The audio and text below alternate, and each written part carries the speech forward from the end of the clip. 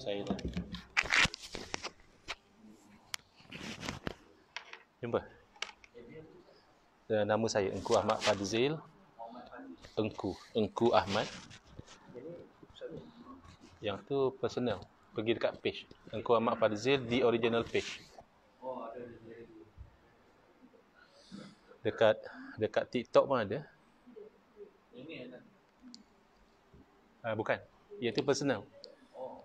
Cari yang di original page.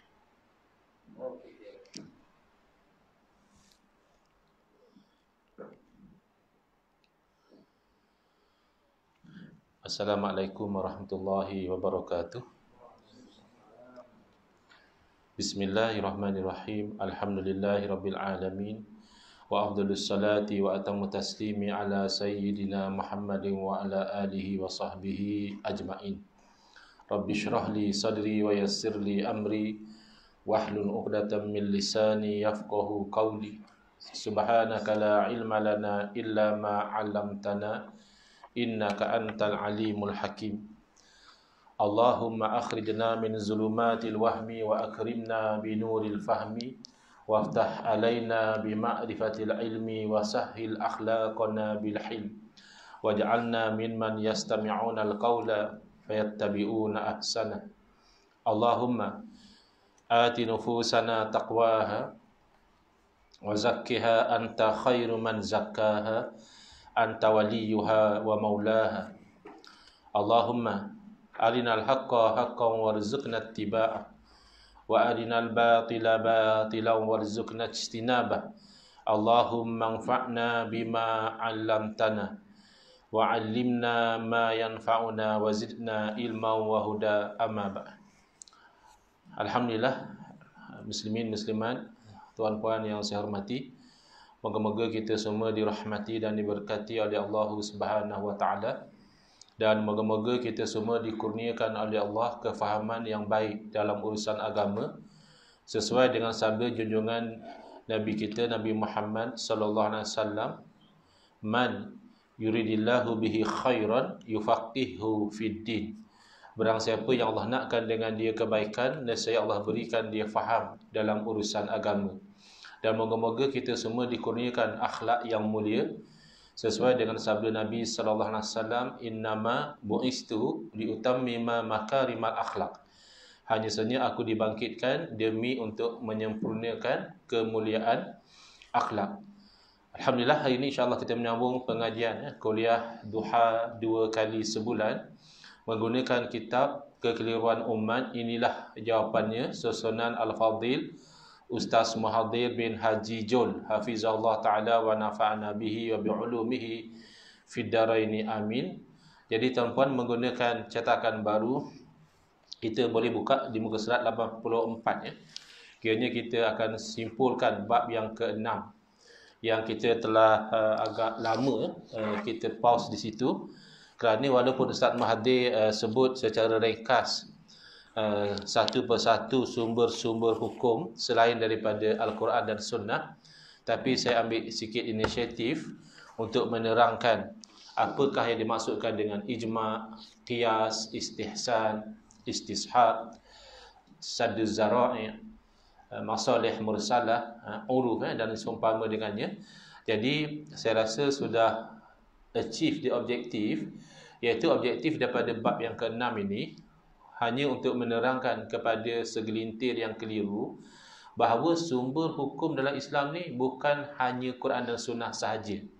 Quran dan Sunnah tu sumber hukum yang utama. The main sources of Islamic law memang Quran dan Sunnah. Tapi kalau menyangkakan hanya Quran dan Sunnah sahaja, maka itu sangat keliru ya. Kerana ijma' juga sumber hukum, qiyas juga sumber hukum. Ulama' juga merujuk kepada istishab. Ada yang menggunakan istihsan, ramai yang menggunakan konsep sadduz zara'i' dan sebagainya. Jadi di buku surat 84, kesimpulan, untuk mengetahui sesuatu hukum syarak, sama ada ia wajib, sunat, harus, makruh atau haram, tidak hanya dengan dua sumber asal iaitu Quran dan Sunnah sahaja ya. Bahkan dalam hadis Nabi SAW sendiri, Nabi telah mengisyaratkan bahawa akan ada perkara-perkara yang tidak ada secara khusus disebut dalam Al-Quran dan Sunnah, ketika mana Nabi SAW bertanya kepada Sayyidina Muaz bin Jabal radhiyallahu anhu. Sayyidina Muaz radhiyallahu anhu, sahabat Nabi yang baginda beri kepercayaan, lantik sebagai governor untuk mentadbir di Yaman, dan bahkan untuk menjadi qadi, hakim di Yaman.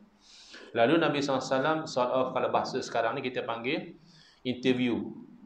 Nabi temuduga dahulu. Sebelum hantar, Nabi tanya, kaifa taqdi idza urida laka qada? Macam mana kamu akan buat sesuatu keputusan kalau dibawa sesuatu kes di hadapan kamu? Lalu Sayyidina Muaz menjawab, aqdi bi kitabillah. Saya akan buat keputusan berdasarkan kitab Allah, yakni Al-Quran. Lalu Nabi SAW bertanya, fa illam tajid fi kitabillah. Kalau kamu tak jumpa solusi dalam Al-Quran, makna akan ada perkara yang kalau nak cari direct dalam Quran tak jumpa. Lalu Sayyidina Muaz menjawab, fa bi sunnati Rasulillah. Kalau macam tu saya akan berhukum berdasarkan sunnah Rasulullah SAW. Lalu baginda bertanya lagi, fa illam tajid fi kitabillah wala fi sunnati Rasulillah. Macam mana kamu akan buat satu keputusan kalau kamu tak jumpa dalam Quran dan kamu tak jumpa dalam sunnah? Nak buat macam mana? Lalu beliau jawab, ajtahidu ra'yi wala alu. Saya akan beristihad, bersungguh-sungguh menggunakan akal fikiran saya, dan saya tidak akan cuai. Lalu Nabi SAW menepuk dada Sayyidina Muaz seraya berkata, alhamdulillahilladzi waffaqa rasulillah lima yurdi Rasulullah. Segala puji bagi Allah yang telah memberi taufik, maknanya kenalah kepada utusan Rasul, kepada apa yang Rasul redha. Maknanya Nabi SAW redha, setuju dengan jawapan Sayyidina Muaz. Dan ini jelas menunjukkan kalau para ulama mereka akan berijtihad, lebih-lebih lagi apabila tidak ada dalil yang khusus dalam Al-Quran dan juga As-Sunnah. Jika sesuatu hukum itu tidak disebutkan secara jelas, ada kalanya disebut tapi secara tak direct, atau disebutkan dalam, atau tidak disebutkan langsung dalam kedua-dua sumber ini, maka para fuqaha boleh mengetahui hukumnya melalui sumber-sumber selain daripada Quran dan Sunnah.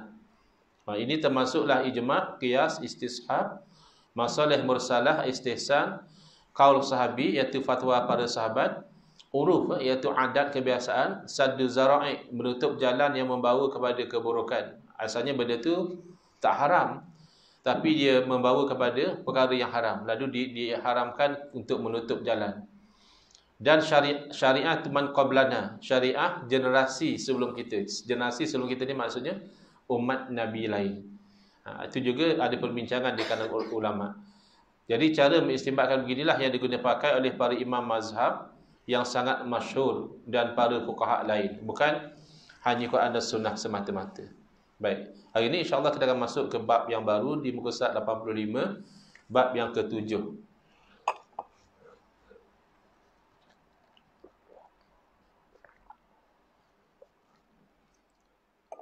Bab yang ke-7, Ustaz Mahathir fokus kepada kekeliruan dalam masalah akidah. So ini yang saya, pengalaman saya menguraikan kitab ni, bab 7 ni yang paling heavy lah. Sebab bila membabitkan akidah, satu akidah ni perkara asas. Kalau rosak akidah, rosaklah semua. Yang kedua, memang perbincangan akidah ni kan perbincangan yang banyaknya terawang-awang. Sebab dia tu bukannya sesuatu yang kita boleh nampak dengan mata kepala. Kalau bab fiqh, sembahyang, kita nampak orang sembahyang, ya, puasa, haji dan sebagainya tu lebih mudah kita nak relate. Tapi bab akidah ni banyak berbincang tentang perkara ghaib, perkara yang kita tak nampak dengan mata kepala. Maka itu menimbulkan kesukaran bagi sebahagian untuk memahami. Baik, subtopik yang pertama dalam bab 7 ini adalah berkaitan tentang apa yang disebut sebagai Asy'ariyah. Golongan Al-Asy'ariyah dan Al-Maturidiyah. Soalan, siapakah golongan Asy'ariyah dan Maturidiyah? Kenapa dimasukkan oleh Ustaz Mahathir tajuk Asy'ariyah Maturidiyah dalam perbincangan ini? Kerana setelah mula lantang suara-suara yang mengatakan Asy'ariyah Maturidiyah ni adalah golongan sesat. Di Terengganu ada satu ustaz Arab, orang Syria, tapi dia dah kahwin dengan orang Malaysia. Dah pandai cakap Melayu, tapi bahasa Melayu slang Terengganu lah. Muhaib Khawli nama beliau. Dulu saya tengok beliau punya kuliah biasa je, cerita pasal perkara-perkara biasa lah. Tapi kebelakangan ini beliau begitu lantang, keras membawa fahaman-fahaman yang bercanggah dengan apa yang kita pegang selama ini.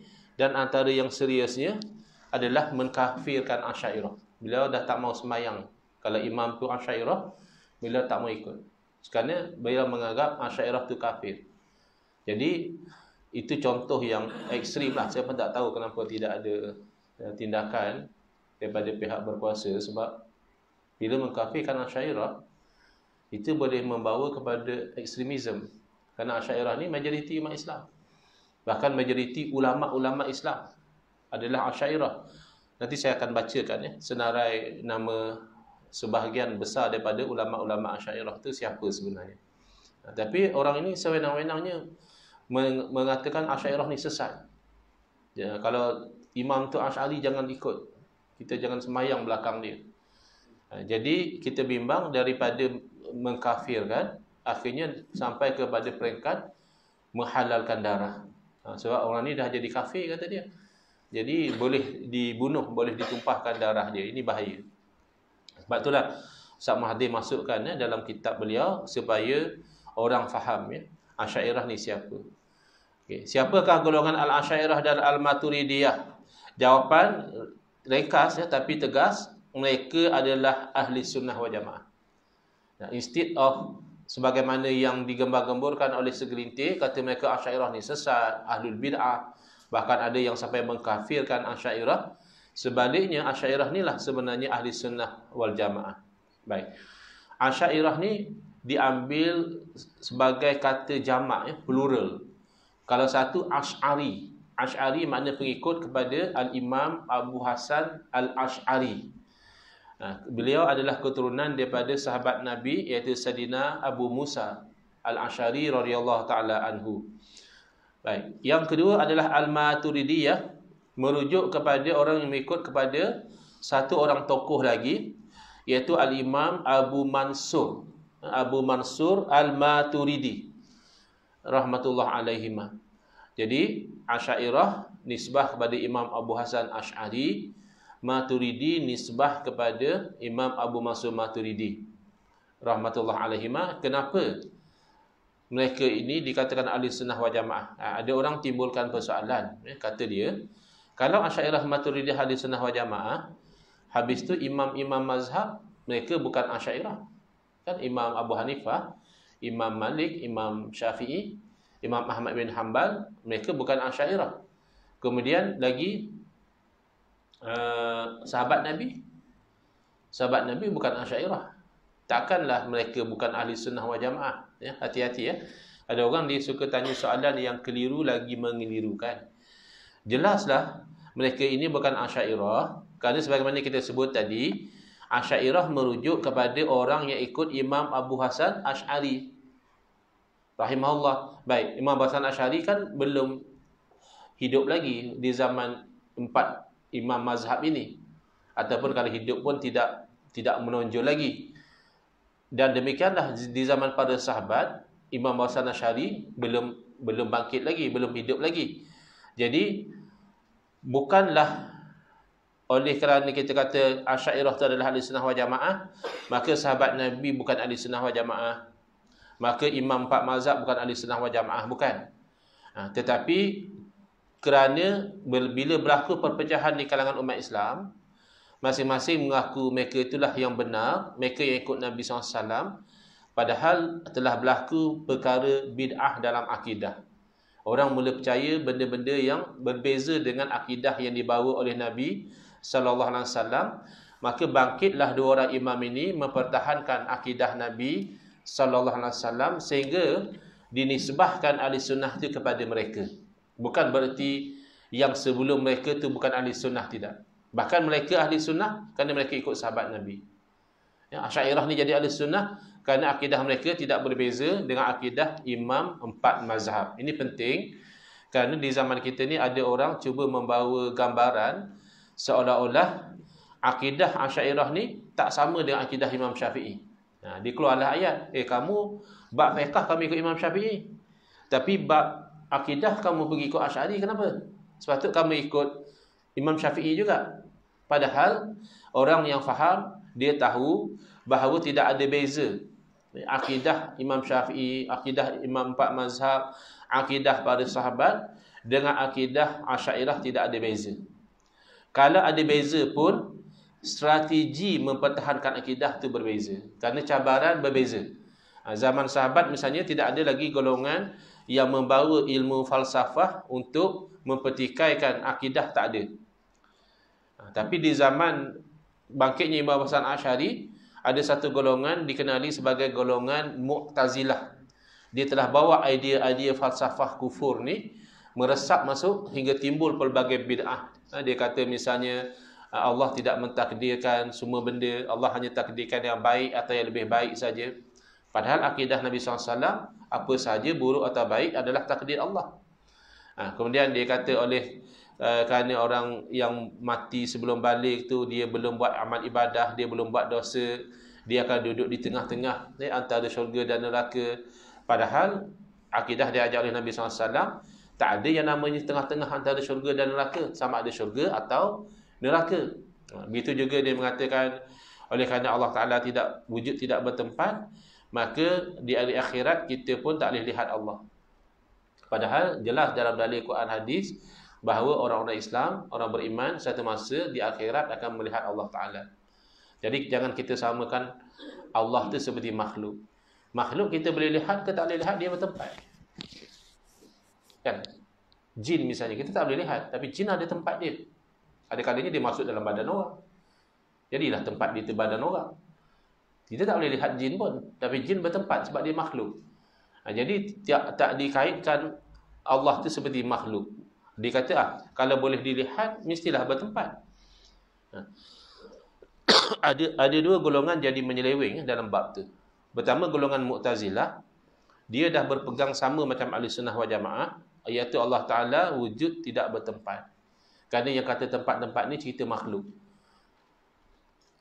Oleh itu, tapi Mu'tazilah dia tergelincir, dia kata oleh itu kita tak boleh lihat Allah dari akhirat.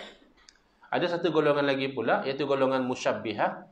Dia sama dengan Ahlussunnah wal Jamaah, iaitu kita boleh melihat Allah dari akhirat.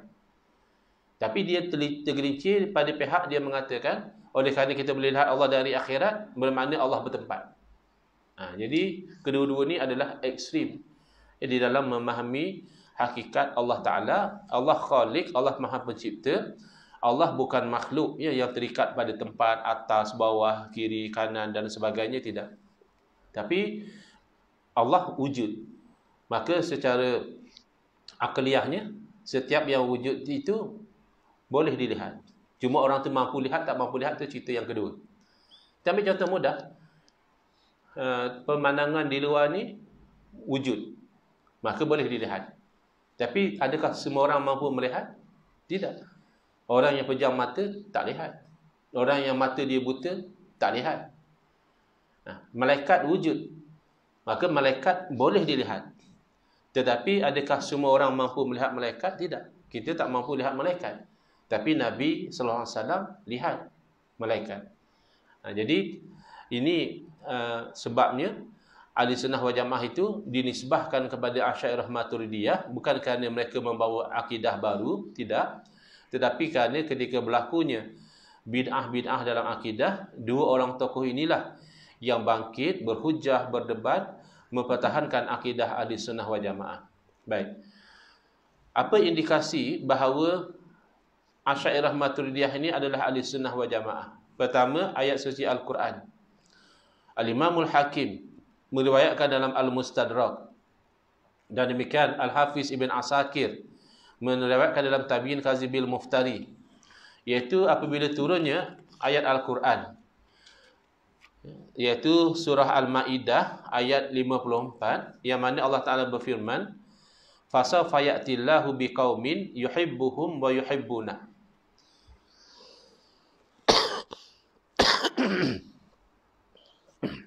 Maaf ya.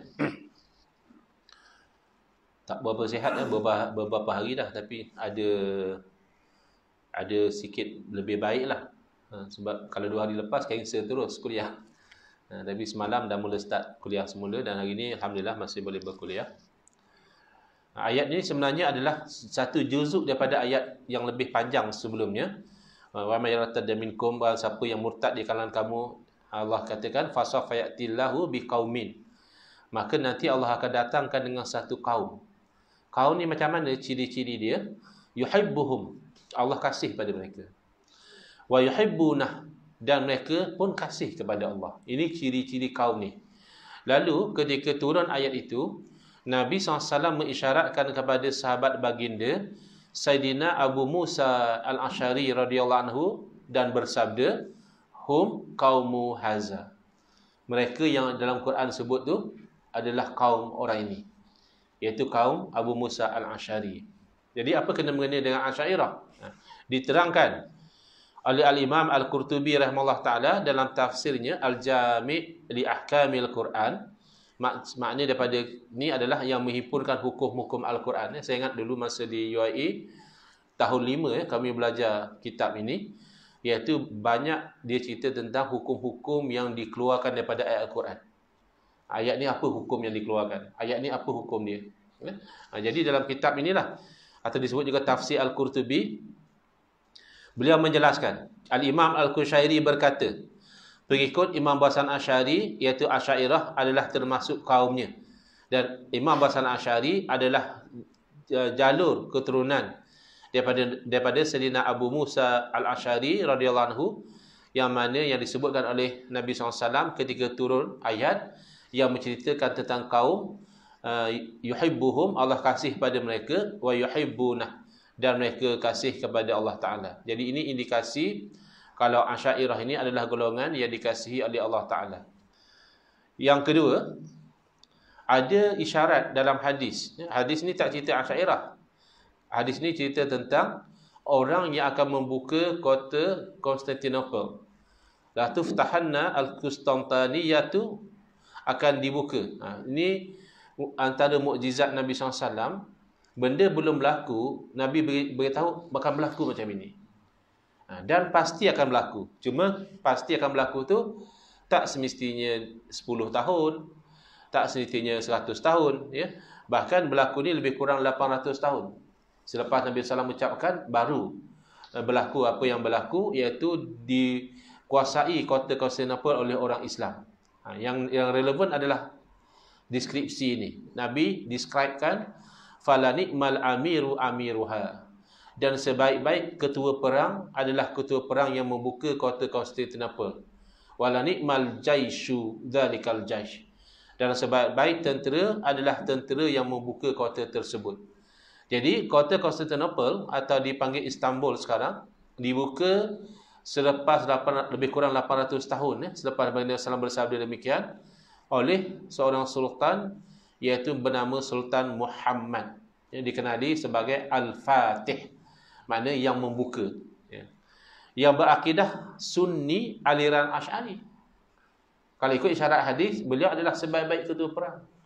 Takkan orang sesat adalah sebaik-baik ketua perang. Dan demikian juga tentera-tentera beliau juga berakidah Asy'ariyah, dan beliau juga orang yang suka kepada sufi yang sebenar. Makna ada guru mursyid yang membimbing beliau, di samping juga mengamalkan tawassul dengan Nabi sallallahu alaihi wasallam. Ini semenjak daripada zaman Nabi SAW dalam peperangan, bahkan sebelum daripada lahirnya Nabi SAW, orang biasa bertawasul dengan Nabi SAW. Maksudnya, misalnya orang Yahudi, bila mereka berperang dengan suku lain dan mereka kalah, lalu mereka bertawasul, ya Allah, kami bertawasul kepadamu dengan Nabi yang kau janjikan, dan Allah beri kemenangan. Kemudian setelah Nabi SAW bangkit, telah jadi Rasul pun, ada suku kaum yang nak berperang dengan Parsi, walaupun dia belum masuk Islam, dia bertawasul dengan Nabi SAW dan Allah berikan kemenangan juga. Demikianlah tentera Islam dalam berperang menghadapi musuh, mereka biasa mengamalkan tawasul dengan Nabi SAW, tapi tawasul ini disesatkan oleh sebahagian umat Islam yang tidak faham akidah yang sebenar, yang menyesatkan Asy'ariyah ini. mereka mensyirikkan atau mengharamkan tawasul. Jadi mustahillah Nabi SAW memuji seseorang yang akidahnya sesat sebagai sebaik-baik ketua perang dan memuji tentera-tentera yang sesat sebagai sebaik-baik tentera. Al-Imam Al-Bukhari rahimahullah ta'ala menyebutkan dalam Sahih Bukhari bab Quduh Al-Asharin wa Ahli Yaman. Ya. Ini kalau bagi saya lah tidak ada kaitan sangat. Ya. Ini hanya memuji Asy'ariyah yang ada pada zaman tersebut. Ya. Kaum Asy'ari, Nabi mengatakan hum minni wa ana minhum. Mereka daripada aku dan aku daripada mereka. Kerana kaum Asy'ariyin ini mereka mempunyai sikap saling bantu-membantu. Bila makanan kurang, instead of siapa yang ada makanan makan, siapa yang tak ada makan sabar, mereka kumpul semua makanan. Yang mana ada makanan kumpul, lepas tu bagi sama-sama. Jadi Nabi SAW memuji pada mereka. Saya secara peribadi, wallahualam, saya lihat kejadian ini tidak begitu direct lah ya, dengan cerita Asy'ariyah yang kita cerita sekarang ini. Baik, kemudian kita lihat penyaksian para ulama. Sebab ada orang zaman sekarang dia kata bukan, Asy'ariyah tu bukan ahli sunnah wal jamaah, ni yang Wahabi, Salafi ni lah ahli sunnah wal jamaah.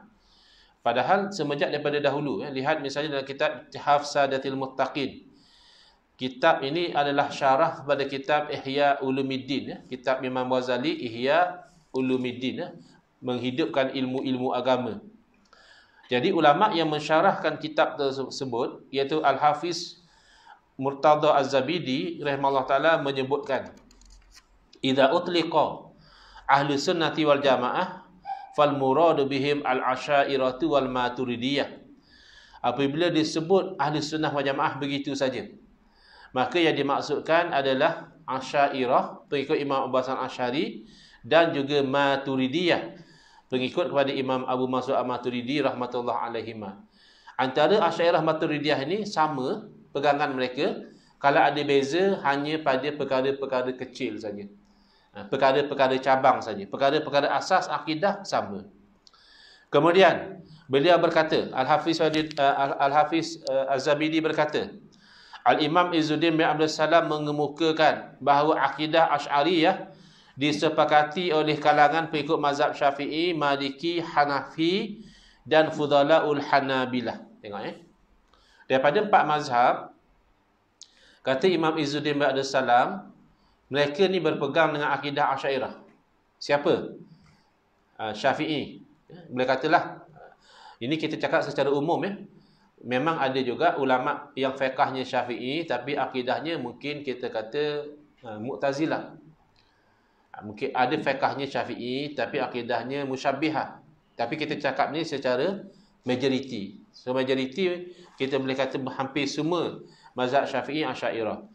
Semua mazhab Maliki Asy'ariyah. Hanafi Asy'ariyah dan juga Maturidiyah. Kenapa Hanabilah disebut fudala di sini? Fudala di sini makna yang berkelebihan, yang terkemuka lah, ulama-ulama terkemuka Hanabilah. Sebab yang fiqhnya Hambali dalam bab akidah mereka pecah.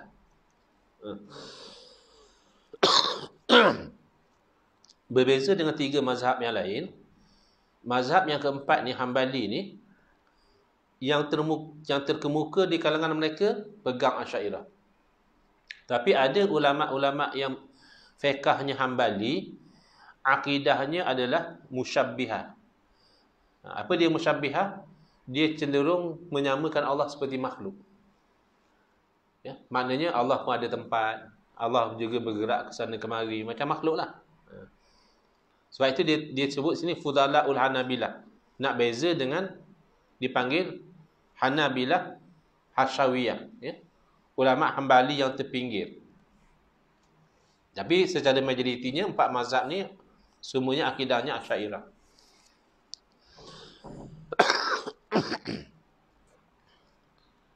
Kemudian Al-Imam Al-Habib Abdullah bin Alawi Al-Haddad rahimahullah taala, beliau ni dikenali sebagai Qutbul Irsyad. Orang yang menjadi kutub dalam membimbing, ya. Sebab nasihat-nasihat beliau ni biasanya memberi kesan kepada orang yang mengaji. Kitab An-Nasaihud Diniyah wal Wasaya Al-Imaniyah, nasihat-nasihat agama dan wasiat-wasiat iman, itu diterjemahkan dalam puluhan bahasa kerana memberi kesan ya, yang berkat ya, kepada orang yang mengaji, yang membaca kitab itu. Tapi dalam kitab yang lain, iaitu Risalatul Mu'awanah, beliau menerangkan metodologi yang digunakan oleh Al-Firqatun Najiyah. Al-Firqatun Najiyah ni bahasa Arab. Bahasa Melayunya berarti golongan yang selamat. Adalah golongan ahli sunnah wal jamaah. Ciri-ciri Al-Firqatun Najiyah ini, ciri-ciri golongan yang selamat ini ada pada Asy'ariyah yang dinisbahkan kepada Imam Abu Hasan Asy'ari. Beliau telah menyusun kaedah Ahlul Haq, orang yang benar. Ia merupakan akidah yang disepakati oleh para sahabat dan golongan yang terpilih selepas mereka. Jadi, sebab itu kita kata, walaupun sahabat Nabi radhiyallahu anhum, kita tak panggil sahabat Asy'ariyah. Sebab Asy'ariyah tak wujud lagi masa tu. Kalau ada Asy'ari itu nisbah kepada golongan Asy'ari, bukan murid-murid Imam Abu Hasan Asy'ari. Tak wujud lagi murid-murid Imam Abu Hasan Asy'ari pada masa tu. Imam Abu Hasan Asy'ari pun belum lahir lagi. Tapi akidah para sahabat inilah yang dipertahankan oleh Asy'ariyah. Iaitu akidah tanzih. Tanzih maknanya akidah yang mensucikan Allah dari sebarang kekurangan. Tak mungkinlah Allah tu kurang. Dan tanzih berarti yang mensucikan Allah dari menyerupai makhluk. Tak mungkin Allah sama macam makhluk. Jadi Al-Imam Al-Haddad memperakukan kebenaran Asy'ariyah dan beliau berkata, kun asy'ariyan fi i'tiqadika huwal manhalus safi 'aniz zayghi wal kufri. Kamu hendaklah menjadi Asy'ari, maknanya berakidah dengan akidah Asy'ariyah dalam akidah kamu. Itulah jalan yang bersih daripada kesesatan dan kekufuran. Iaitu akidah Asy'ariyah. Baik. Muka surat 89. Jasa para ulama daripada kalangan Asy'ariyah. Jadi hati-hati ya, golongan yang ringan mulut nak kata Asy'ariyah sesat, Asy'ariyah ahlu bid'ah. Ya, dia ni biasanya orang ni tak sedar diri. Dia tak tahu dia posisi kat mana. Dia tak tahu bahawa ilmu-ilmu agama yang dia dapat selama ni semuanya itu melalui jalur Asy'ariyah. Kalau tidak kerana ulama-ulama Asy'ariyah, tak sampai kepada dia ilmu-ilmu ni. Ilmu tafsir, ilmu hadis, ilmu usul fiqh dan sebagainya. Baik, jawapan. Ulama Asy'ariyah adalah para pemimpin ulama, bukan setakat ulama, tapi imamul a'immah, imam kepada para ulama yang membawa petunjuk di mana ilmu mereka memenuhi bahagian timur dan barat dunia. Mereka yang menyebarkan ilmu Islam di seluruh dunia dan disepakati oleh manusia atas keutamaan keilmuan dan keagamaan mereka. Jadi umat Islam sepakat bahawa ulama-ulama Asy'ariyah ni adalah orang yang ada kelebihan, orang yang alim, orang yang agamanya bagus. Mereka juga adalah tokoh dalam bidang hadis, fiqh, tafsir, tasawuf yang menjadi rujukan para ulama seperti Ustaz Mahdi senaraikan 14. Nanti insya-Allah saya akan baca lebih pada itu ya. Yang Ustaz Mahdi senaraikan iaitu pertama pengasas kepada mazhab Asy'ari, Imam Abu Hasan Al-Asy'ari yang 234 Hijriah ni lahir ya, tahun lahir.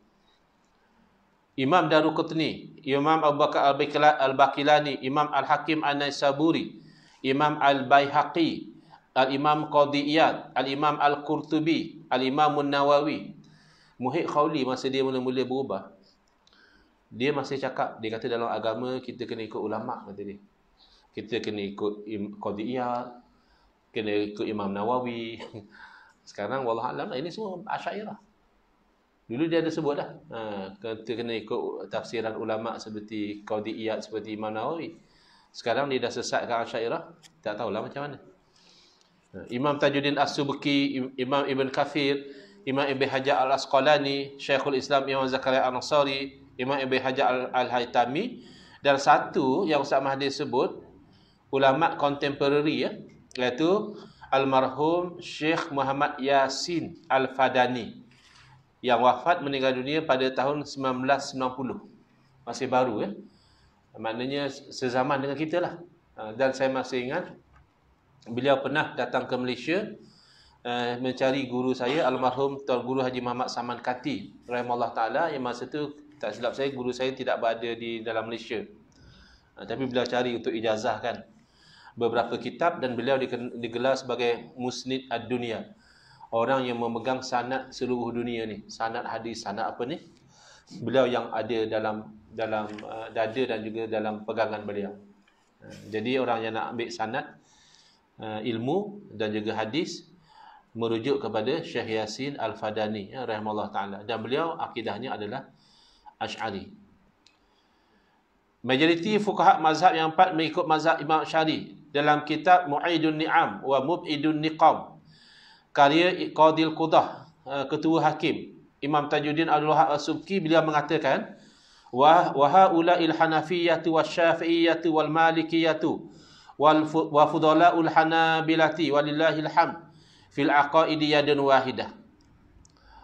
Maka tokoh-tokoh ulama ini, iaitu Hanafi, Syafi'i, Maliki dan juga ulama-ulama terkemuka dalam mazhab Hambali, segala puji bagi Allah, pada akidah ibarat tangan yang satu. Walaupun pada fiqh kan mereka beza-beza. Dan dalam isu ni mazhab Syafi'i kata macam ni, Hanafi kata lain, Maliki kata lain, kan? Itu dalam bab fiqh. Tapi dalam bab akidah, mereka umpama tangan yang satu. Kulluhum ala ra'i ahli sunnati wal jamaah. Semua mereka berpegang dengan pegangan ahli sunnah wal jamaah. Yadinuna Allah Ta'ala bitariqi Syekhis Sunnah Abil Hasan Al-Asy'ari rahimahullah ta'ala. Mereka meyakini Allah Ta'ala mengikut jalan Tok Guru Sunnah, Syekhus Sunnah gelarannya, iaitu Imam Abu Hasan Asy'ari rahimahullah ta'ala. Sekarang orang pandai-pandai label kononnya Asy'ariyah tu adalah ahlul bid'ah. Padahal mereka inilah pejuang ahli sunnati wal jamaah.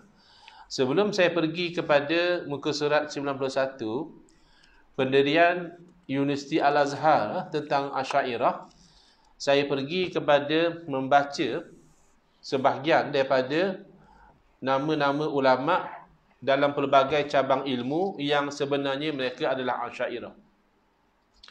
Secara ringkas, mazhab Asy'ari ni Asy'ari Maturidi ni diikuti oleh majoriti ulama tafsir, majoriti ulama ahli hadis. Kita sebut majoriti ni sebab ada juga ahli tafsir yang Mu'tazilah, bukan Asy'ariyah.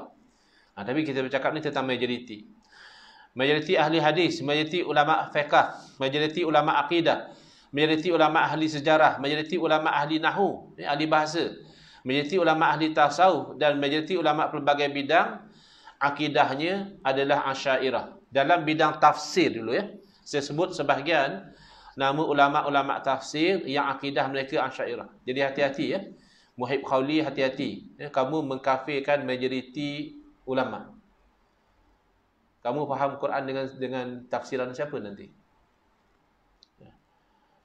Ulama-ulama tafsir yang Asy'ariyah, Al-Imam Al-Qurtubi, Al-Imam Ibn Al-Arabi, Al-Imam Al-Razi, Ibn Atiyah, Al-Mahalli, Al-Baydawi, Abu Hayyan, Ibn Al-Jazari, Az-Zarkashi, As-Sayuti, Al-Alusi, Az-Zarqani, An-Nasafi, Al-Qasimi dan As-Sa'alabi. Dalam bidang hadis, yang pakar-pakar hadis yang akidahnya Asy'ariyah, Al-Imamul Hakim, Al-Imam Al-Baihaqi, Khatib Al-Baghdadi, Ibn Asakir, Al-Khatabi, Abu Naim Al-Asbahani, Al-Qadi Iyad, Ibn Salah Al-Munziri, An-Nawawi, Al-Izz bin Abdus Salam, Al-Haythami, Al-Mizzi, Ibn Hajar Asqalani ya, yang digelar Amirul Mukminin fil Hadis. Raja orang mukmin dalam bidang hadis, itu terjemahan dia. Juga Asy'ariyah akidahnya. Ibn Munir, Ibn Battal Al-Iraqi dan anaknya Ibn Jama'ah, Ibn Daqi Al-Aid, Ibn Azal Malakani, Az-Zailai, Abadul Aini, Al-Alai, Ibn Furaq, Ibn Mulaqin. Ini dalam bidang hadis ya. As-Sakhawi, Al-Manawi, Ibn Al-Qari, Al-Baikuni, Al-Laqnawi, Az-Zabidi, Ibn Alan ya. Itu dalam bidang hadis boleh katakan 90% pakar-pakar hadis Asy'ariyah akidah dia. Jadi ada orang dia kata nak bincang pertikaian akidah antara ahli hadis dengan Asy'ariyah. Ini tajuk dah tak betul. Apa pertikaian akidah antara ahli hadis dengan Asy'ariyah? Kalau 90% ahli hadis adalah Asy'ariyah. Ini adalah bentuk pengeliruan ya. Dalam mazhab Hanafi yang bermazhab Asy'ari, Ibn Nujaim Al-Kasani, As-Sarqasi, Az-Zailai, Al-Haskafi, Al-Maizaqani, Al-Kamal, Ibn Al-Humam, Abdul Aziz Al-Bukhari, Ibn Abidin At-Tahawi, Al-Syabarlani, Ibn Amir Al-Hajj, Al-Bazdawi Al-Khadimi. Dan ada ramai mazhab Hanafi juga sebenarnya adalah Maturidi, tapi sama-sama ahli sunnah wal jamaah. Dalam mazhab Maliki boleh kata semua adalah Asy'ariyah. Imam Dardi, Al-Baqilani, Ad-Dusuki, Ibn Rushd, Al-Qarafi, Ibn Al-Hajib, Asy-Syatibi, ulama Syatibi, Imam Syatibi ni yang dipegang oleh Wahabi dalam bab bid'ah ni. Dia kata dia ikut Imam Syatibi. Padahal dia anggap Imam Syatibi ni ahli bid'ah sebab Asy'ari. Asy'ariyah di sisi Wahabi adalah ahli bid'ah ataupun orang sesat. Tapi kamu ambil kayu ukur bid'ah daripada Imam Syatibi. Ibn Jauzi Al-Adawi, Ibn Al-Hajj, As-Sanusi, Ibn Alish, Al-Izz bin Absalam, Az-Zarruq, Al-Laqani, Az-Zarqani, An-Nafrawi, Al-Amidi dalam fiqh dalam mazhab Syafi'i, Al-Asnawi, An-Nawawi, Ar-Rafi'i, Rif'ah As-Subki dan anak beliau Imam Al-Badawi, Al-Azra'i, Al-Syarbini, Al-Mahalli, Ibn Al-Mukri, Al-Bajrumi, boleh kata semualah. Al-Ramli adalah Asy'ariyah. Ahli sejarah Abu Nu'aym Al-Asbahani, Ibn Hajar Al-Mizzi, Al-Qadiyat, Al-Muhib At-Tabari, Ibn Asakir, Al-Khatib Al-Baghdadi, Az-Zabidi, Ibn Al-Hajib, Al-Azhari, Abu Hayyan, ramai lagi. Dan pemimpin-pemimpin yang adil juga adalah Asy'ariyah.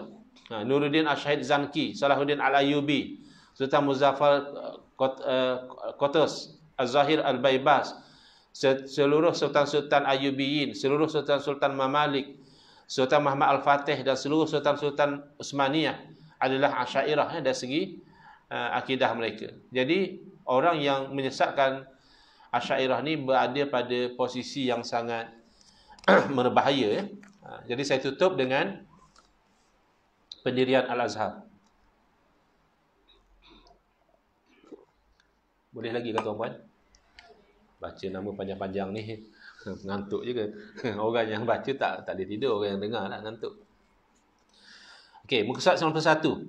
Wa aqidatul Azhari Syarif. Akidah yang dipegang oleh Universiti Al-Azhar Al-Syarif, hiya al-aqidatul Asy'ariyah, adalah akidah Asy'ariyah atau Asy'ariyah.